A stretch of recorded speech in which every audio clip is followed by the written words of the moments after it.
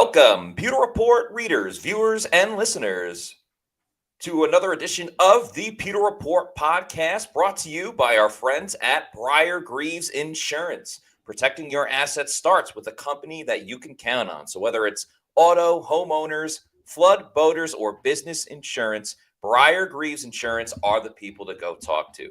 So visit briargreavesinsurance.com today or give them a call at 813-876-4166. That's 813-876-4166. On today's show, we are going to talk about what if the Bucs draft offense first in this year's NFL draft. We have spent a lot of time talking about the defense, how the Bucs can fix it, who they should add in free agency, who they should add in the draft.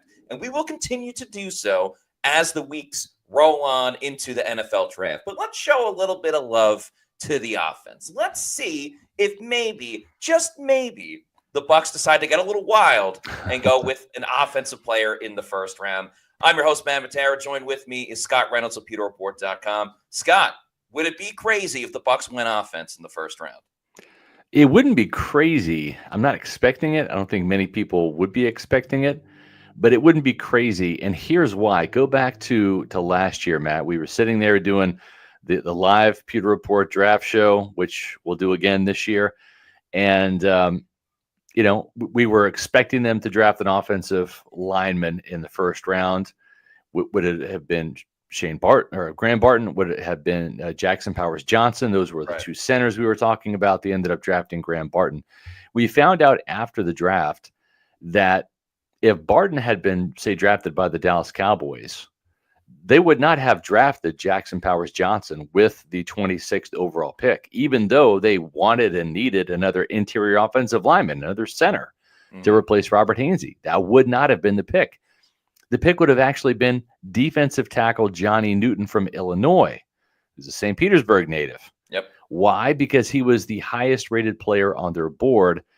And this team loves to build in the trenches. And even though they had drafted a defensive tackle in 2018 in Vita Vea in the first round, drafted a defensive tackle with their first pick in the 2022 draft, which was Logan Hall after they traded down with Jacksonville, I believe, and had the first pick in the second round. Then with Logan Hall not really showing much greatness early, they drafted another defensive tackle, Kalijah Kancey, in 2023. So why would they have drafted another defensive tackle?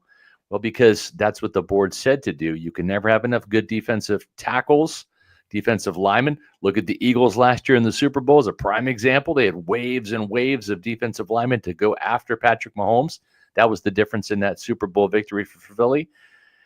And with Logan Hall having a breakout year and with 5.5 sacks, remember, in the year prior, he didn't have any sacks. So they weren't sure if Logan Hall was going to be anything last year, and they wanted some insurance policy just in case, he didn't really show signs of life like he did last year, or if there's an injury to Kalijah Kancey, which happened, or to Vita Vea. So that's why we're doing this premise here, because if the right defensive player is not there, the Buccaneers are not going to reach just for a cornerback or a linebacker or an edge rusher if the value isn't there in the first round. Trading it down, sure, it's an option, but it takes two parties to trade down, you and the other team.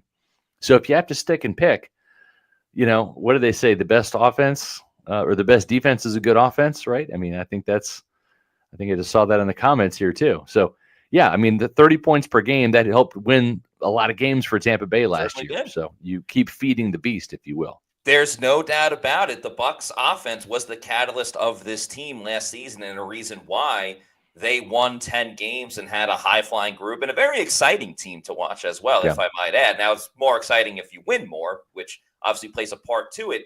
But I've always felt with this year's draft, if the Bucs do pick an offensive player in the first round, I'm totally fine with it, but it will be because it's the best player available, not because of, hey, well, we kind of like this guy, so we're going to go and take him. If it's an edge rusher, a cornerback, and a wide receiver, three players at that position that the Bucs all love the same, then by all means, go get that corner or go get that edge rusher. But if you have Luther Burden or Matthew Golden and they love those wide receivers and no one else is there, on the defensive side, then by all means go after it. And I actually think the Bucs in the free agency this year helped themselves to the point where it allows Tampa Bay to kind of go out on a limb and pick an offensive player. I mean, we've Yeah. mentioned before that Mike Evans isn't going to be around forever. Godwin just re-signed, but he is a little bit older compared to some of the young and up and coming stars in this league. That's So right. replenish and refill at one of your most important positions, because you can only do it so much with quarterback. You can do it more with wide receiver, or maybe it's a lineman, or maybe it's a tight end that we'll talk about. But in my understanding, my feeling really is that it would be wide receiver if they go in that first round. Why not just build up and bulk up at a position that maybe they don't even make an impact right away, but Right. at least you have it ready to go in 2 seasons, in 3 seasons? Because I think it's a little bit different than, when the Bucs drafted Kyle Trask in the second round, who, by the way, first ever quarterback to be drafted by the Bucs and signed to a second contract. So thanks for making history, Kyle Trask. But it's a little bit different when the Bucs did it then in 2021 or following the 2020 season than what's going on right now. So would it be a little unordinary? Sure. I mean, Jason Light doesn't typically draft a wide receiver in the first round. In fact, Mike Evans is the only one that he has. Yeah. But I don't think it's as impossible as maybe it was before the start of free agency began. Yeah. No, I agree. And that's why free agency happens before the draft, because you want to go into the draft not having a bunch of holes to fill, right? If you look at this roster right now and say what you want about Jamel Dean, say what you want about Servassier Dennis, they're penciled in as starters right now. Doesn't mean that this team's not looking for upgrades for those players. They might come after the draft in another wave of free agency as teams, get satisfied with the players that they draft and they part ways with guys. Or it's a situation where, maybe Servassier Dennis, is as good as advertised and they're happy with him, and Jamel Dean has a bounce back year and they stay on board in those positions. But really, nickel corner, right? That's really the only spot right now that might be vacant. Doesn't mean that you can't upgrade corner or linebacker, don't mistake me. But in terms of the vacancy, if Tyke Smith moves from from nickel corner to strong safety, then it's a situation where you have that one vacant spot. Is it Christian Izien right now? Probably by default. But that might be the only open spot where you look at this, and there's not a nickel corner in the first round really worth taking. So it's not going to be filled in the first round, and that's okay. Jason Light was on the drive with T-Kraz last Thursday. And I want to read you guys a quote that he had to say, because it was pretty enlightful. He was pretty revealing. Great interview by T-Kraz. We love our partners over there at WDE. And this is what he had to say in terms of the draft board and drafting best player available. He says, you set your board at the end as a good football player, and you rank them as a football player. And because we do have some needs across the board, both on offense and defense, you're never going to be upset if you take a great player at a position that the public may not have thought was an extreme need. At some point, you're going to be happy you took that player if that's the best player on your board. Now, if you try if you try to stack your board by the needs of your team, what you end up doing, and speaking from experience, you end up pushing players that don't belong in the higher rounds up, and you end up taking them because you have that need. Then you are kicking yourself later when you cut them after a year or two, and you wish you would have taken the other player. It's a fine line, and we've done a pretty good job of that lately. So that's very true. And you look back at last year. This team lost both of its starting receivers in the Baltimore Ravens game, right? And then didn't have Mike or Chris for 3 games. Then Mike came back, but in one of those games, they didn't have Jalen McMillan for the Chiefs game, right? So this team was down its top 3 receivers. So the argument is there, if you're going to potentially draft a wide receiver in this draft, and if there's a guy there, say it's Matthew Golden from Texas, if he's still on the board at number 19, and he's the best player available, you go ahead and take him. To your point, Matt, Chris Godwin's still coming off of that dislocated ankle, which is a very serious injury. Mike Evans entering a contract year this year. And who knows what the future holds for both of those players in terms of the duration that they're going to be suiting up in red and pewter, right? And then you're counting on Jalen McMillan to continue to ascend, but we've also seen some players take a step back statistically, right? If you look at Jalen McMillan's numbers from last year, they're not crazy numbers in terms of his production outside of the touchdowns. He had 8 touchdowns. That's what we look at Jalen McMillan's rookie season and we say, wow, he had a successful rookie season. He had 8 touchdowns. That's true. But he also had 37 catches for 461 yards. Didn't even have a 100-yard game. So a little bit underwhelming, except for the touchdowns. That was really the value that he had last year. So when I look at McMillan, he still has a ways to go in terms of developing as a receiver. He's not a 1,000-yard guy yet. That is the expectation and the hope, but he still has to do it. So drafting another wide receiver, even if he's wide receiver 3 or 4 as a rookie, a couple of years down the road, he might ascend to being the number 1 or number 2 guy once Evans and Godwin depart. Yeah, and I think part of the lack of receiving yard production by McMillan, I think there's a little bit of an asterisk because he was dealing with that hamstring injury. He wasn't available for a lot of those games. But the best credit to Jalen McMillan was that he got hot at the end of the season. So your lasting impression of Jalen McMillan is, wow, like what a turnaround for his rookie season. But I completely agree. There's still so much more room for growth for Jalen McMillan. But at the same time, I like where he's at overall. I mean, you look at the 3 Washington wide receivers that were drafted last year, and Odunze went early to the Bears, and Jalen Polk went to the Patriots.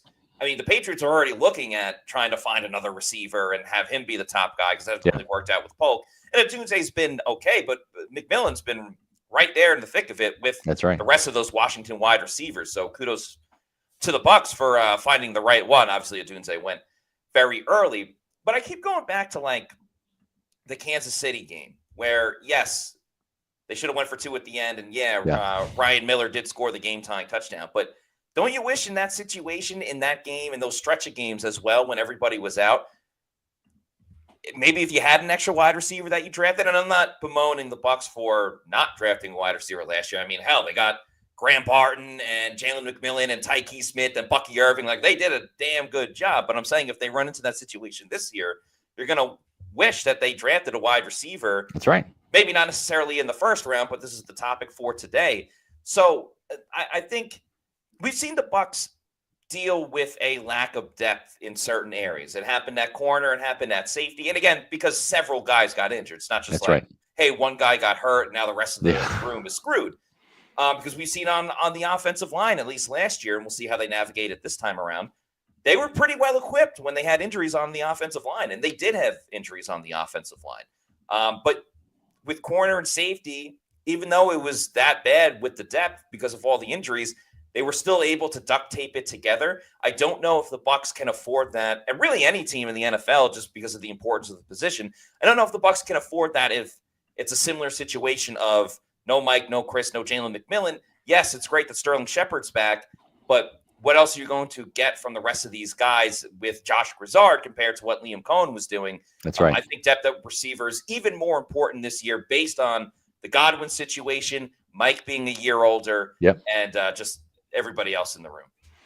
Yeah, you can never have too many good ones. And last year was certainly a testament to that. And keep in mind, too, that's part of the equation is we all are kind of guilty at times of recency bias, right? The NFL is a what have you done for me lately league. Well, last year, the wide receiver position was decimated with injuries, right? So that's fresh in the mind of Todd Bowles, Jason Light, Josh Grizzard. They're like, we don't want this to happen again, right? We don't want to have to go through this again where we're pulling guys off the practice squad each week and counting on Sterling Shepard to be wide receiver 1. So certainly, there is a case that can be made for drafting a wide receiver in the first round, not endorsing that decision necessarily, not championing that decision by any means. But if it happens, it's not going to be a bad decision in terms of the methodology there. Now, some fans might sit there and say, well, this player was rated higher than this player. On Pro Football Focus, they had this player here, and the Buccaneers reached for a receiver when they had this pass rusher available. And Matt, I'm going to address that whole scenario in a couple minutes here because it's Monday, and we do this thing called roll call at 4:20. So we're a couple minutes away from that, and we'll continue this this conversation here. But it's fun. April's around the corner. Next week, we're going to be at the NFL annual meeting, which used to be called the owners meeting, but that's going to be in West Palm Beach. We're at the Breakers. Myself, Matt Matera, Bailey Adams, and Adam Slavon will be on hand asking Todd Bowles a bunch of questions as he takes the table at 8 o'clock next Tuesday morning for the annual NFC coaches roundtables with the media. The AFC coaches go on Monday. The NFC coaches go on Tuesday. And we'll be hearing from Jason Light probably later that day as well. The Lasers usually speak to the media on Wednesday. So this is going to be an exciting week ahead next week because we'll have more conversation about free agency and a look ahead to the draft with some quotes from Jason Light and Todd Bowles and the Lasers. The only time that they speak when it comes to the media, that one time at the annual meeting. So that will take place next week. So there won't be a Monday show. We're going to be driving down to West Palm Beach next Monday, but we will have Pewter Report podcast Tuesday, Wednesday, and Thursday, and then a Pewter Insider on Friday next week. So just a programming note there. Yeah, always fun when we get to speak to the coaches and general manager Jason Light and the owners as well with the Glazers. Yeah. Maybe we'll find out, if there's that rumored Bucs road creamsicle jersey that could come about this year, and maybe some other plans since it is the 50th year of Tampa Bay Buccaneers football. So there'll be an exciting patch on the uniform as well, I'm expecting. So I love when we get to see different videos and opinions and things like that from Todd Bowles and Jason Light, like we had with the Combine. And we get another one coming up before the draft, and maybe we'll find out a little bit more with what they want to do in the draft. Yep. One last comment here before we get to roll call. Victor Bachan says, what does Trevor Sikkema think? He nailed Bucky. He's almost always on point with his evaluations. Yeah, he did nail Bucky Irving last year. That was pretty cool. And we actually had Trevor on our podcast last Sunday, not yesterday, but the Sunday before, with Josh Capo and Adam Slavon. I'll go ahead and find that link, and I'll drop it into the chat so you can check that out. It was a great podcast. Didn't finish all of it myself. I got to go back and listen to all of it, but really good stuff from Trevor on that episode with Josh and Adam. And we'll go ahead and drop that in the chat. And Matt, it is that time. It's that time that we love on Monday. Yes, Monday, it is. It is 4:20. So that means it is time for roll call. We do this every single Monday show when we are doing it live from our own studios. We have amazing fans all over the globe, whether it's in the United States, whether it's international.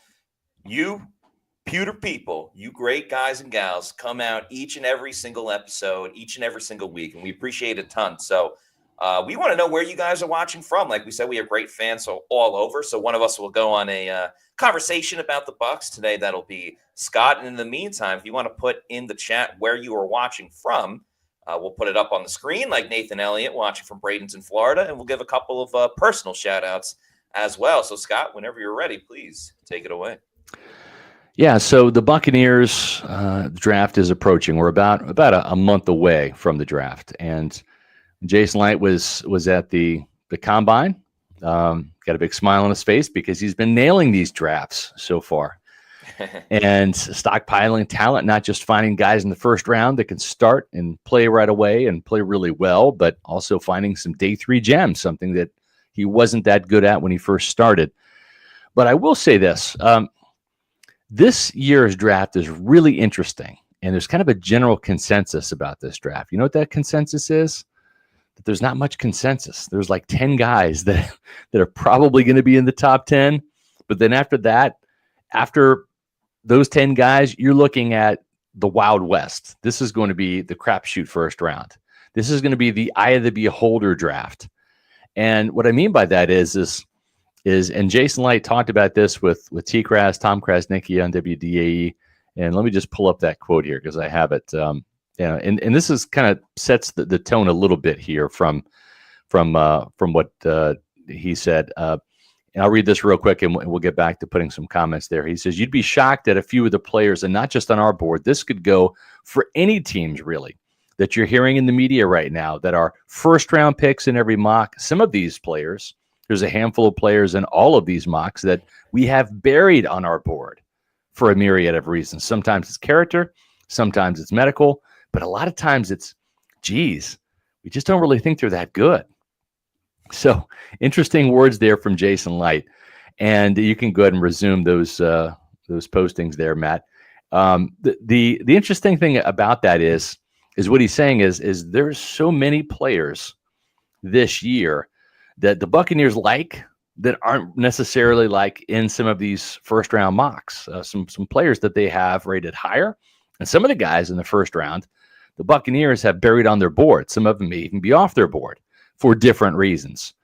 Now, I think I know 3 guys, and if I told you their names, you'd be shocked at where the Buccaneers have these guys ranked, meaning not in the first round. I'm not going to disclose them because I'm not 100% sure, and I'm not going to get full verification from the Buccaneers. They're not going to tell me who's on their board and who's not before the draft. And at the same time, I don't want to do anything to sabotage the Buccaneers' draft efforts potentially. Now, we do our best to come out with our Bucs best bets, and we do our mock drafts, and sometimes they hit, and usually we nail about 2 of them. But we don't get any help from the team in doing so. And that's actually kind of a good thing. I mean, we're plugged in and connected, but to an extent. We don't want to do anything to hurt what the Buccaneers want to accomplish in the draft.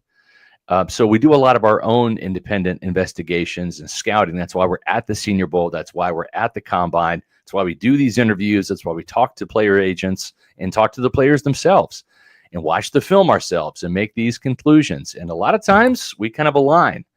Even when we miss, we had Michael Pratt as a Bucs best bet at quarterback last year, and they didn't draft him. They were going to in the 7th round, and they ended up getting beat to the punch by the Packers, but they end up reacquiring him, or I should say acquiring him after he was released by the Green Bay Packers in the roster cutdowns back before the start of the season. But I read that quote from Jason Light. Now it's from T-Craz. He also had this to say: every year before the draft, and my owners are awesome. This is Jason Light talking here. And my owners are awesome. They don't look over my shoulder and ask me every day who we are drafting or give any input. They trust me. But I give them a document the day before the draft. You're going to see, these are the players you're going to see maybe possibly go very high that we have very low. And these are the reasons why. And there are usually about a dozen of those players. So it's pretty interesting. And what that means is the Buccaneers, when they evaluate players, they're not evaluating these players like, a Matt Miller would, or a Dane Brugler would, or a Trevor Sikkema would, in terms of this is a player looking, in a tunnel, just as a player. They look at players. Are you a Buccaneer fit? Do you fit in Todd Bowles' scheme? Do you fit in Josh Grizzard's scheme? Right. And that's kind of how they do their evaluations. Are you a Buccaneer player? Then they do are you a Buccaneer person? Right. Do you work hard? Do you recover from injuries fast? Are you allergic to the weight room, or are you a workout warrior? Right. Are you a good teammate? Are you smart? Do you have a high football IQ? These types of things.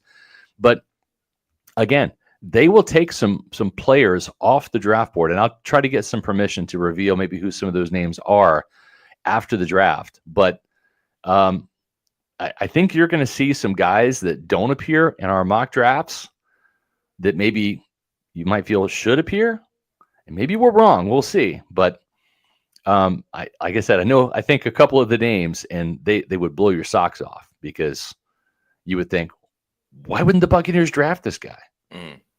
We'll see.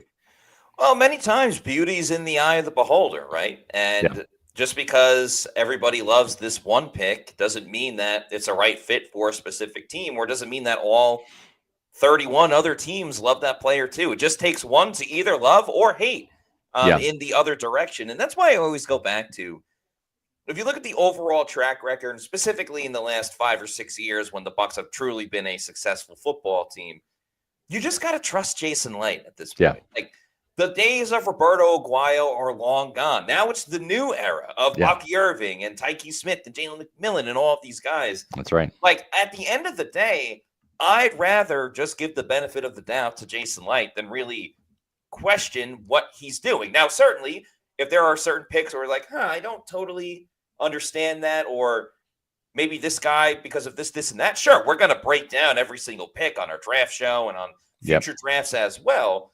But I mean, nobody knows this team better than Jason Light and Todd Bowles and Mike Greenberg, Jackie Davidson, Mike Beal, and everybody in the front office. At the end of the day, maybe you disagree with one or two, but give them the benefit of the doubt. Like, I remember Yaya Diaby, I was okay with it, but I thought it was maybe a little bit early. That turned out to be a great draft pick. Yeah. He's their best edge rusher in the room up until signing Hassan Reddick. So that's right. Just trust Jason Light because he's earned at least that aspect of him being a GM. Yep. Here's another thing that I kind of saw over the weekend that kind of ties into all this a little bit here. So the NFL.com reporter, Chad Reuter, who is like their draft guy, he came out with the 4-round mock draft. And I thought there were some pretty interesting things here because I like to look at other people's mock drafts. And some people I value more than others. I don't think that he has a great grasp on what the Buccaneers are going to do. And I'm going to show you in just a second. But I'm going to talk about a couple of things too, because while he may not be that right about the Buccaneers, he might be right about other teams and their draft needs, or he might just be completely off base. We'll find out because this is going to be kind of a weird beauties in the eye of the beholder draft.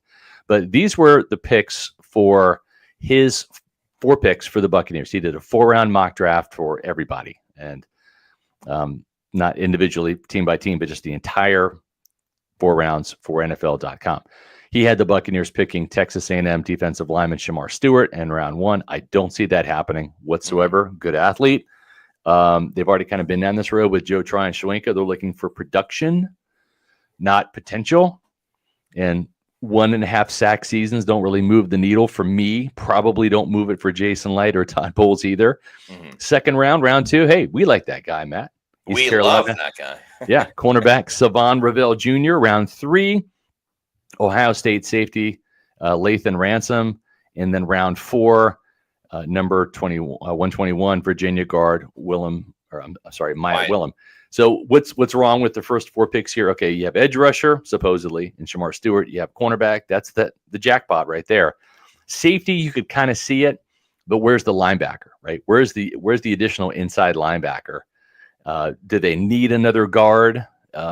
Sure, they might, right? Because you lose a guy in Robert Hainsey, but you already have Elijah Klein. I'm not sure that at that spot you don't draft the wide receiver or linebacker rather than the 4th, right? So interesting, selections here. The Ravel pick makes the most sense.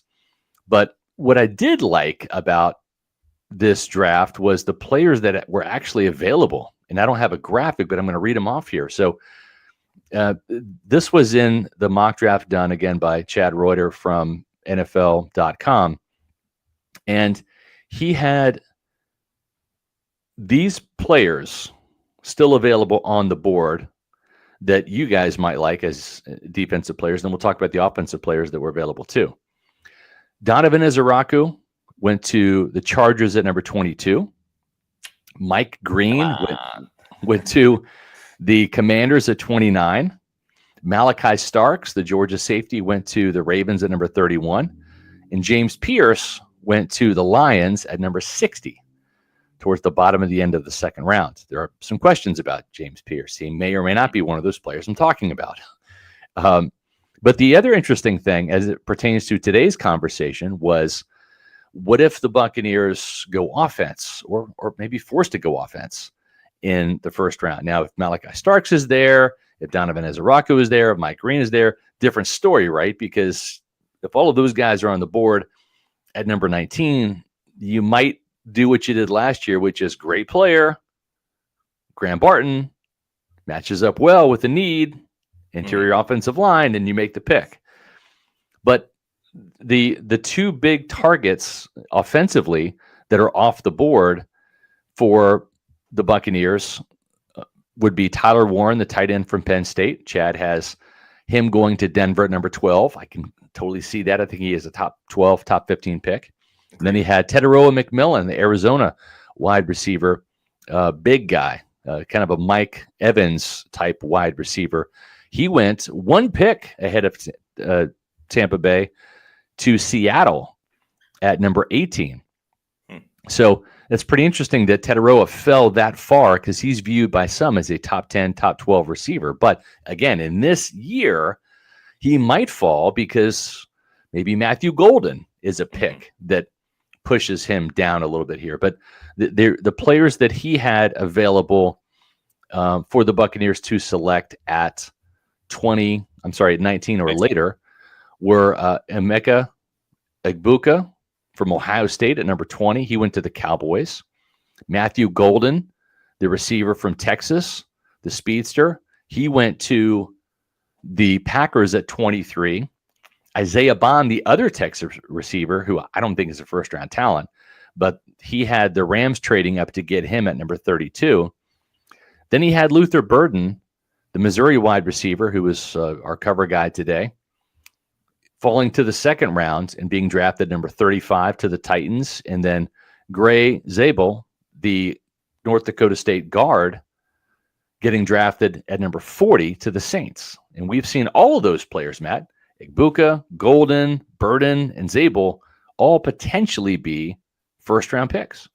That's right. And I try not to knock national reporters, national, insiders and all that stuff for not knowing all of the ins and outs of the Bucs, because you're looking at all 32 teams and, that's certainly a tough task. But you rattle off all of those names that you mentioned. Forget about just the offensive side, even though that's kind of the topic of today's show. All the defensive players you mentioned, whether it was Ezeraku or Starks, to not have them going to the Buccaneers at 19, it's a little bit head scratching for sure. Yeah. Now, they certainly do need an edge rusher to address. And I think what is, first of all, I think a lot of these mock drafts are going to change, right? Because the ones that were coming out, at least as it pertained to the Bucs, that weren't from Bucs reporters or websites and stuff like that, a lot of them had the Bucs going with the wide receiver, but it was always, well, Chris Godwin likely could be leaving, and therefore they need to replace that.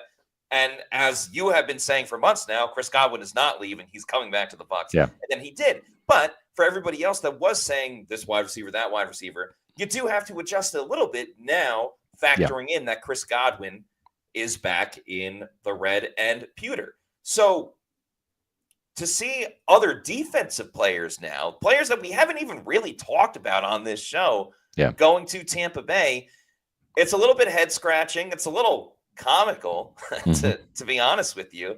But it just shows where, if you need to know who the Bucs are going to get, check out pewterreport.com. Check out the Bucs' best bets when they arrive. And that's the information you want to pay attention to. Yeah, that's true. And now I'll just say this, Matt. We've had a chance to interview some of these guys and watch some of their film and all that. And, let's say Tyler Warren's not there. Like, I don't think he's going to be there. Although I didn't think O.J. Howard was going to be there at number 19 either back in 2017 when he was the first-round pick. But that ended up being the case. And I'll never forget doing the draft show with Trevor Sikkema. And once he got past Baltimore and Ozzie Newsome, another Alabama tight end who was the general manager at the Ravens at that time, once he didn't pick him, I thought, holy crap, they're going to draft O.J. Howard if he's there. Jeez. Yeah, and the funny thing is we did not have a pre-write done. We didn't have a pre-written article done for O.J. Howard because we just didn't think he was going to be there. And it came down to the Tennessee Titans. And the Titans were either going to draft the Dory Jackson, the cornerback and punt return guy out of USC, or O.J. Howard, right, to give Marcus Mariota a tight end to throw to, or they're going to address their secondary. The Buccaneers were going to pick the player who the Titans didn't take. It just made sense. It was either going to be a Dory Jackson in the first round, right, or it was, because remember, they drafted Vernon Hargraves III the year prior, and he wasn't very good. So they're either going to draft a cornerback to replace him, or they were going to draft the tight end if he fell to them at number 19. And as a result, once the Titans made their pick, I actually hit publish on the story for OJ Howard. And we actually published the story before the Buccaneers made the pick. That's how confident I was they were drafting OJ Howard. And the funny thing is that was like the longest 10 minutes, 15 minutes of my life, because we're on the podcast. I published the story and we're talking about them drafting OJ Howard, and they hadn't drafted OJ Howard yet. So I was sticking my neck out there, putting our reputation on the line. But yeah, like what if they traded or something? Exactly. Yeah, that was part of it. Yeah. But I just said, screw it. We're doing it. I felt that good about it, and we did it, and we ended up being right.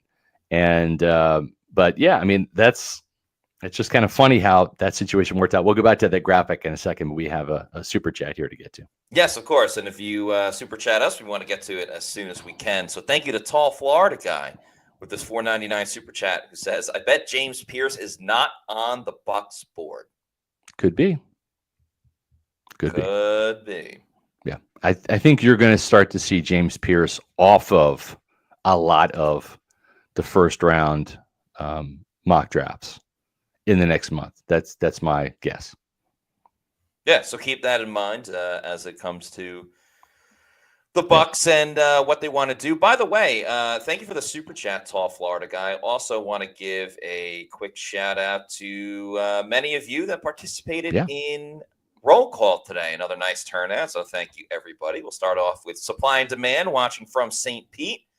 Bill Vincent, who's also a Pewter Report YouTube channel member. Gulf Breeze, Florida. Steven Stansfield, Wall, New Jersey. Go Bucs. Todd Bowles, also from New Jersey.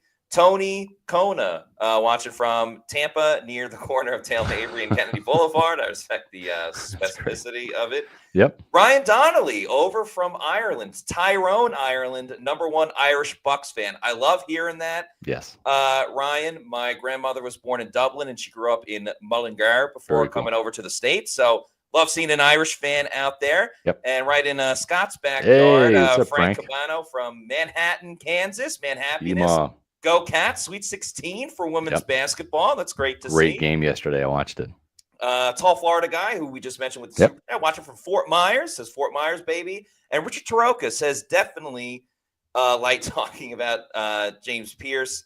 Also wanted to mention Richard earlier said just had a minor medical procedure. Good reason to watch the live show. Well, hope you're recovering well, Absolutely, Richard. Thank you. Appreciate you watching the show, and hopefully you're feeling well. Yeah, sending some healing vibes your way. Yes. Richard, thank you for watching the show today, and wish it was under better circumstances, but hopefully we can take your mind off of the procedure, and we're always happy to help. Matt, let me ask you, because you've done some work on these offensive players, not a whole bunch. We haven't spent a whole bunch of time on offense because we've been kind of focused in on defense for obvious reasons this offseason, but you had a chance to interview some of these guys at the Combine, and we've talked about it. We've watched some film. You know, is there a guy or a guy that kind of jumps off the board here out of the guys that we've talked about that you know, if you had to draft one of them at number 19, and maybe Tyler Warren's not there, but if he is, you know, but who's the guy that catches your eye? For me, and it's not a biased thing because of the namesake, but I've been a fan of Matthew Golden. Spoke to him a little bit at the Combine. He talked about the like kind of the tests that the Bucs put through him and everything like that, and testing his knowledge of the game. But I truly think that Matthew Golden. I truly think Matthew Golden can be what they wanted Trey Palmer to be for this team. Now, obviously, if you're taking him in the first round, you expect a big-time talent. So they want more than what Trey Palmer gave to this team. But he can be a deep threat. He makes some incredible catches. And I love the way that he just kind of floats in the air sometimes when he's attacking the ball. So obviously you want to be ahead of the defender when you're going deep down the field. And he's not just a deep ball threat either, but he's got that speed that the Bucs want that can just take a top off of a defense. And the Bucs have been kind of hit and miss with having that guy. They wanted it with Deshaun Jackson, but he didn't have the chemistry with Jameis Winston. He had it with Ryan Fitzpatrick, but that was only for a couple of games. They had it with Scotty Miller and you know the big catch in the NFC Championship game. And they've been trying to recreate that a little bit and didn't necessarily get it with Trey Palmer, but he was a late round pick. Matthew Golden, I think he'd be important on third downs. I think he can take that top off of the defense and make life even easier for Mike Evans and Chris Godwin. They don't even need that much help because they're so great at what they do. He's been in a couple of different offenses, going from Houston and then to Texas. So I just think there's a lot of different things he can do creatively for this team. Speed, incredible catches, important on third down. And again, his ability to track the ball in the air, stay high in the air, almost float. It's a bit mesmerizing. It's not the one reason why you should draft a player, but I really like his athleticism. Yeah, and the thing, too, is he's 5'11", 191, but he plays bigger than that, doesn't he? He does, so much. Doesn't he seem like he's like 6'2", right? The way he goes up for the ball and all that. But yeah, and the thing is, he brings just the element that's missing, that speed, just that raw speed of 4.29, right? He was fastest guy at the combine in terms of wide receivers.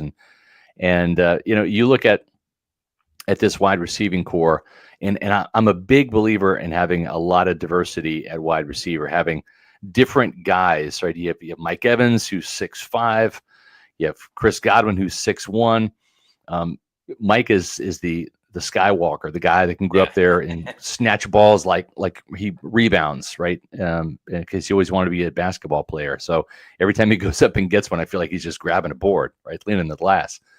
And with Godwin, he's just that kind of physical, gritty, tough, clutch hands across the middle guy, whether it's blocking or running those routes. He just has a feel to work the middle of the field, find open spots and zones. He's fearless. And so he brings an element of toughness to this wide receiving core. Then you got a guy like Jalen McMillan, who has a little bit of sneaky explosiveness about him, right? As an outside wide receiver.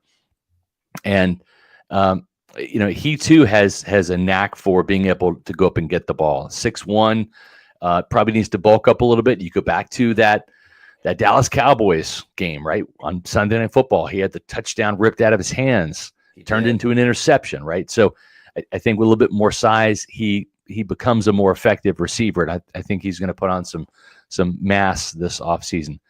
But you mentioned Matthew Golden, and he brings that speed that neither Evans nor Godwin nor McMillan has, just that ability to burn and go deep. And like you said, he would kind of be that replacement for Trey Palmer. The second guy on the list that I happen to like is Luther Burden. And just because I've watched some Missouri games, I remember when he shredded my Kansas State Wildcats when they upset K-State in Missouri 2 years ago. And that was really the first time that he was on my radar. And holy smokes, this guy had a fantastic season in 2023. He ended up having 86 catches for 1,212 yards, averaged 14.1 yards per catch, and also had found the end zone 9 times. Now, he only had 6 touchdowns last year. His numbers were down, 61 catches, 676 yards. It really wasn't Luther Burden's fault. The quarterback play, Brady Cook, just did not have the same season. There were some protection issues up front. Missouri's offense just was not as explosive as it was the previous year. But this guy can separate. He's got some decent size to him. He's 6', 206, so more like Chris Godwin. 4.41 speed, very similar to Godwin. I don't know that it would be a bad thing to have another guy that could be like Chris Godwin. And I think Luther Burden is very similar in that respect. The other guy that is in the same mold from a size and build standpoint is Emeka Egbuka. When you look at him, 6'1", 202, very similar size to Godwin, a little bit of a thicker guy than Jalen McMillan. Didn't have a 40-yard dash time on him because he wasn't doing the combine workouts. But this guy is a crafty route runner. He just knows how to get open. He can work the middle of the field. He can work the outside. He has some speed. If you go back to that touchdown against Oregon in the playoff game, he had a day. And so I wouldn't mind any of those 3 guys. Golden for the speed, Burden just because I think he's got the ability to be a physical game breaker, and then Egbuka just because he is a very crafty route runner, very skilled guy that doesn't need to be schemed open. he's got enough tools in his tool belt where he can create openings against man or zone. Yeah, I'm a big fan of Ekbuka as well. He's so technically sound, which I think is so important when you make that jump from college football to the NFL. And he's one of those guys when you watch Ohio State games, and of course they were on all the time. They're the national champions. You watch his game, whether he's getting the football or he's not, and you just see immediately watching him that he's NFL ready. That's right. He might almost be the most polished NFL ready out of the three guys that we are talking about. So I'm a big fan of him as well. I like Luther Burden too. I think his ability with yards after the catch is something that could be a huge threat on any team, but for the Bucs specifically, I agree. An awesome trait that he'd be a good fit in this Josh Grizzard offense. You're right. Yes, definitely. Just different ways to use him, I think, would be super cool. Godwin's great with the yards after the catch. I think Luther Burden could be as well. I wouldn't be mad if any of these players were picked by the Bucs in the first round. I know. Yeah. It's almost like the Buccaneers, because of what they were able to accomplish in free agency, getting Godwin back, Levante David back, adding Hassan Reddick, getting Ben Bredesen back. It really kind of opens up them to, to make a player like a Burden or a Golden, a Buccaneer, and you don't feel that bad about it because you're adding talent and you're not necessarily having to fill holes. Now, going back to our list here, I think the one guy that probably wouldn't be considered, and I'm not a huge Isaiah Bond fan. I think he's okay, but I think these other receivers are better. But Gray Zabel now, I don't know that he would be really considered given the contract that this team just bestowed on Ben Bredesen. If it was a one-year deal for Ben Bredesen, like we were kind of assuming, then you could make that argument. But now I think it kind of takes him out of consideration. I know that Jason Light will be tempted seeing that North Dakota State Bison helmet, right? He loves those small school offensive linemen. But given the money you just gave to Bredesen, I don't know that you spend a first-round pick on this guy if he's not going to see the field. And we know, because we've seen him start we've seen Jason Light and Todd Bowles start, and really Bruce Arians, Tristan Wirfs as a first-round draft pick in 2020, and then Graham Barton last year as a first-round pick in 2024. If you're a first-rounder on the offensive line, you're thrown into the mix. You're the guy. You're the starter, and that really wouldn't be the case with Gray Zabel. Yeah, the 3-year deal kind of takes Zabel off the board. And this is another great example about how your draft adjusts based on what happens in free agency, because I probably would have moved him, maybe not necessarily to the top of the offensive players that maybe has a chance to get drafted in the first round by the Bucs. Yeah. Now he kind of moves to the bottom because of Bredesen. I almost wish that he was coming out in next year's draft, because then it would only be 2 more seasons of Ben Bredesen. And if you drafted him, maybe he sits for a year and then he competes, or whatever the case may be. I really like him as a player. He's got a good relationship with Cody Mauch. It's just a little bit too much of an embarrassment of riches at offensive line where you could use the help somewhere else. And it's different than receiver. Like, you can get different receivers on the field. You don't do that with the offensive line unless there's like an injury or something like that. Yep. Plus, Jason Light knows how to find great talent as, in the second round with the offensive line and later on in the draft as well. So Zabel would be awesome, but it just, even as much as Jason loves to draft offensive linemen, it just doesn't feel it'll be that way this year. Yeah, I'm with you on that for sure. Let's see, the other thing that we'll kind of talk about. Well, actually, we have a super chat here. Let's get to this. Yeah. Thank you to Jamie Miles for this $5 super chat, who says, I know y'all are high on Ezeraku. Most mocks have him late first, 28 to 32, between Campbell, Jade, the 2 safeties, and Donovan. Who do you think Jason Light takes? I think right now, I would say Donovan Ezeraku would be the top of the list. I would say Malachi Starks would be the second. I would say Jihad Campbell third. I would say Jade Barron didn't have a meeting with the Buccaneers. I'd say him fourth, and then Nick Emanuwari from South Carolina, who also didn't have a meeting with the Bucs, would be 5. So that's out of your options there. That's how I think the Buccaneers would go ahead and select based upon those names there. I think Ezeraku still has to be at the top at the end of the day. Winning in the trenches or winning with a pass rush on the other side of it is always going to be important. So Ezeraku first. It's so intriguing, though, with Malachi Starks, given how one Georgia Bulldog worked last year for the Tampa Bay Buccaneers and the fact that he's played together with Tyke Smith as well. And you kind of need help at safety with nickel as well. I Yeah. think that's very intriguing, too. No, I totally agree. And it's going to be interesting. We're going to have our next mock come out next week, and we'll have some shakeups there, and we'll see who we have. But Josh Capo and I are already working on it already, and we'll have our next mock draft show next Thursday. So make sure you stay tuned to that. We had somebody just ask me that. I had it here. Yeah. So yeah, next Thursday. Not this Thursday, but Thursday. I think it's April 3rd. That will be the day when we have our mock draft come out. And then we'll also have a mock draft show that night, sponsored by Walk-Ons. And then we'll have our final mock draft that Sunday prior to the draft, which will be on Thursday, April 24th, day after my birthday. Thankfully, I have to work my birthday, so that's nice. That's pretty good. Yeah, the draft will be here before you know it. Yes. So, yeah, we have a lot of coverage coming up. Bucs Best Bets are around the corner. We'll see how this team can go and improve and get better. Yep. Well, we wanted to do a couple of announcements here for you guys.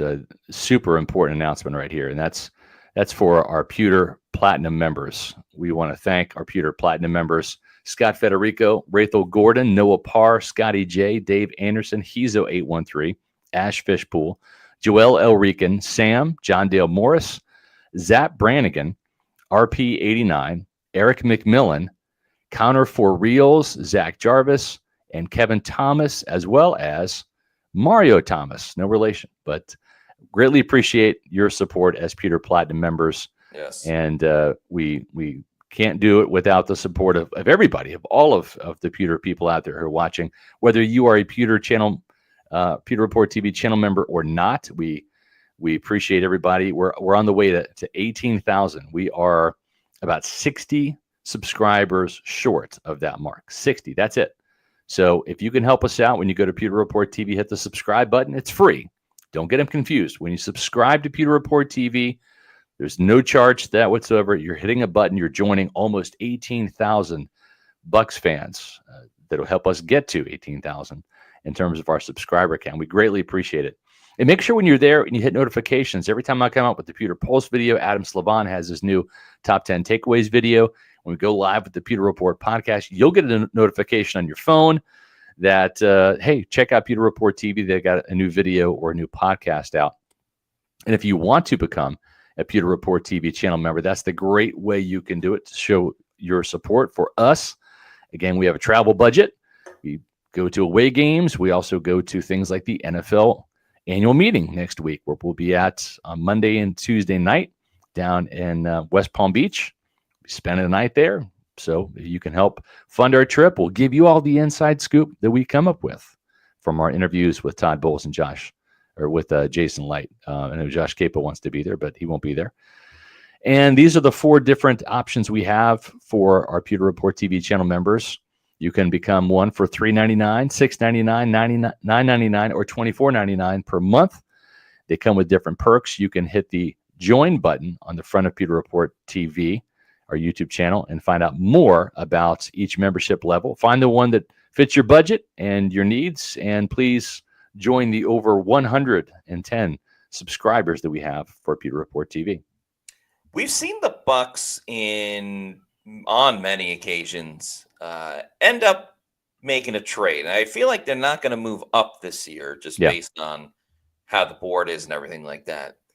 But I feel like there's a realistic chance they could end up moving back, recoup one of their draft picks that they lost, and then still have a number of guys that they like on the board. I think maybe not trade out of the first round like they did a couple of years ago when Logan Hall ended up being their first pick. But I don't know. That wouldn't shock me either.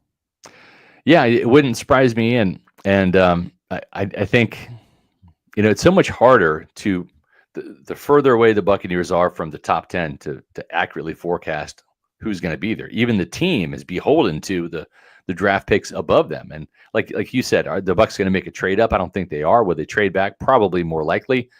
The times we've seen Jason Light trade up, it's been like one pick. And granted, that was his best one ever for Tristan Wirfs back in 2020. So, yeah, I do think if there's going to be some movement, it might be back. We saw him trade down to get Logan Hall at the top of the second round back in 2022. And, we'll see. That's what makes it so much fun when it comes to the draft and all the speculation leading up to it. And even the round. That's why it's fun to join us on our draft show, which will be coming up in a month from today, Matt. And we'll have a great time. Yeah. A great time with the Pewter people and educate you guys on who the Bucs are drafting, maybe forecasting some picks and who we think they are going to draft, and also talking plenty of NFC South talk as well. And speaking of information, well, if you need to find out who is the best carrier for your automobile in terms of auto insurance, well, Briar Greaves Insurance is the place to go. Now, I've been a Briar Greaves customer myself for years now. When the late, great Mark Cook first told me about Briar Greaves, I became a customer. They've helped me with not just our family's auto policies, but also homeowners and even some homeowner policies out of the state too. So the best thing about Briar Greaves is I can call up John Greaves, my personal agent, who is Briar's son, and say, hey, John, this is what I need. And we're adding a new vehicle to the policy, whatever. And the Briar Greaves Insurance Company will do all of the legwork for you, get you the absolute best rate. They're now a Geico carrier in Florida, one of the few exclusive independent carriers that are able to write Geico policies. My policy happens to be with Travelers. So it's just a situation where my family, with our needs, Traveler was the better cost-effective way to go. But whether it's homeowners, auto owners, flood, boat, business insurance, work with an independent agency you can trust. Somebody that you can get on the phone or text or email and have them get back to you in a matter of moments. That's the best thing about working with an independent agent rather than calling a 1-800 number and speaking to somebody after being on hold for 10 or 15 minutes that you don't even know. Give Briar Greaves Insurance your business. Visit them at briargreavesinsurance.com. That's Briar, B-R-I-E-R, Greaves, G-R-I-E-V-E-S, insurance.com, or give them a call at 813-876-4166 and tell them Pewter Report sent you.